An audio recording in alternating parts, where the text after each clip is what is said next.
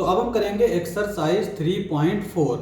ये वाली एक्सरसाइज हमारी सबसे छोटी एक्सरसाइज है, इसमें एक ही क्वेश्चन है और वो भी ऑब्जेक्टिव टाइप क्वेश्चन है। ठीक है, तो यहाँ पे क्वेश्चन क्या कहता है, matrices A and B will be inverse of each other only if. यहाँ पे 4 ऑप्शन दे रखे हैं। ठीक है, इनवर्स का मतलब क्या होता है, जिसका अगर मल्टीप्लिकेशन हम उसके रेसिप्रोकल से करें तो हमारा 1 आ जाए। अच्छा, नंबर्स के मामले में जैसे अगर 2 है, ठीक है, तो 2 का मल्टीप्लिकेटिव इनवर्स क्या होगा, 1/2, क्योंकि ये हमारा 1 देगा। ठीक है, इस तरह से अगर हमारा जैसे कोई भी नंबर है, मान लो a है, तो इसका मल्टीप्लिकेटिव इनवर्स क्या होगा, 1/a, जो कि 1 आ जाएगा। ठीक है, अब यहाँ पे जब मैट्रिक्स की बात कर रहे हैं तो मैट्रिक्स में ऐसा तो होता नहीं कि 1/a मैट्रिक्स, ऐसा नहीं होता है कि 1 के अपॉन में मैट्रिक्स लिखा हो। मैट्रिक्स में डिवीजन रूल नहीं होता है, मल्टीप्लिकेशन होता है, एडिशन होता है, सब्ट्रैक्शन होता है, लेकिन डिवीजन का कॉन्सेप्ट नहीं होता है। ठीक है,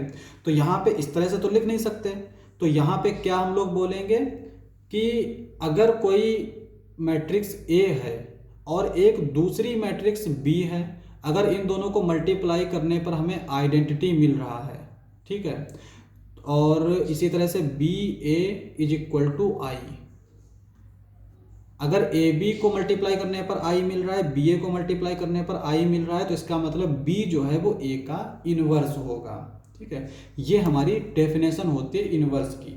और इसको हम लोग डिनोट कैसे करते हैं, जैसे अगर हम यहाँ पे बोलें ए बी बी ए, ये दोनों अगर आइडेंटिटी मैट्रिक्स आ गई तो यहाँ पे बी जो है वो ए का इनवर्स होगा, और बी को हम लोग लिखते हैं ए की पावर -1, यानी ए इनवर्स।